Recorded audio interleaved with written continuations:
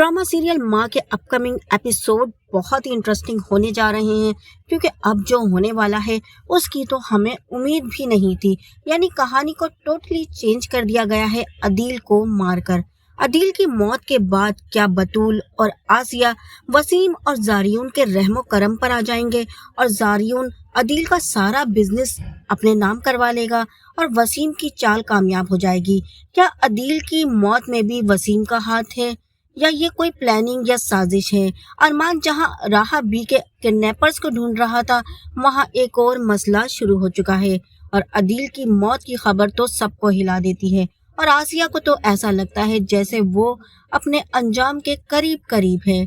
जिस तरह बतूल और आसिया ने मिलकर राहा और तारा की जिंदगी को मजीद मुश्किल किया था, उसके बाद सजा की इनको वक्त शुरू हो चुका है और आसिया को खूब अंदाजा है क्योंकि जो कुछ उसने किया था उसके बाद उसकी सजा तो बनती थी और खुदा की लाठी तो वैसे भी बेआवाज ही होती है। तो यहाँ ऐसा लग रहा है आसिया और बतूल दोनों की दोनों अब मुकाफात अमल का शिकार हो चुकी हैं।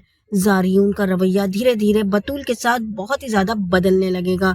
वो एक तरफ तो बतूल को के साथ रिश्ता निभा रहा है, दूसरी तरफ राहा के साथ इस तरह बात करता है जैसे बतूल से शादी उसकी जिंदगी की बहुत बड़ी गलती हो। देखा जाए तो वो एक तरफ बतूल को फंसा चुका है और दूसरी तरफ राहा को भी हासिल करना चाहता है।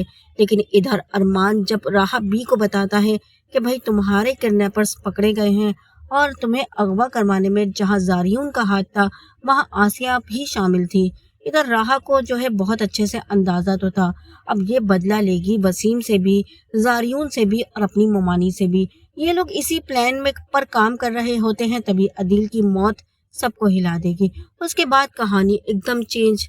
यहाँ बतूल जो है बिल्कुल ही बेआसरा हो जाएगी क्योंकि जारियून की पहली बीवी भी वापस आ जाएगी और इधर जारियून जो है बिल्कुल बदल जाएगा, बिजनेस हासिल हो जाएगा और अब बतूल में उसे कोई इंटरेस्ट नहीं रहेगा। लेकिन तभी बतूल प्रेग्नेंट भी हो जाएगी और आसिया को ऐसा लगेगा जैसे अब शायद हालात बेहतर हो जाएं और जारियून के दिल में बतूल के लिए जगह पैदा हो जाए। जितनी साजिशों के बाद ये शादी हुई है, इसके बाद ये शादी का अंजाम तो ऐसा ही होना था भाई, क्योंकि भाई ऐसी शादियां कहाँ चलती हैं।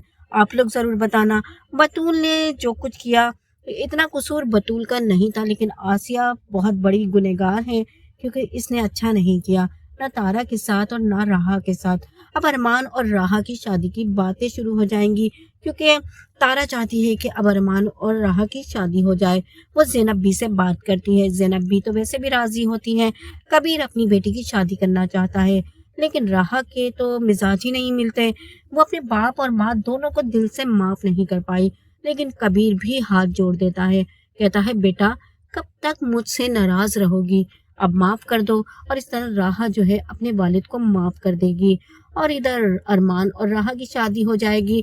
बतूल बेचारी रोती तड़पती रह जाएगी और आसिया को उसके किए की अच्छी खासी सजा मिल चुकी है क्योंकि जारियून सब कुछ हड़प लेगा इनका और वसीम और जारियून यहाँ से भाग जाएंगे।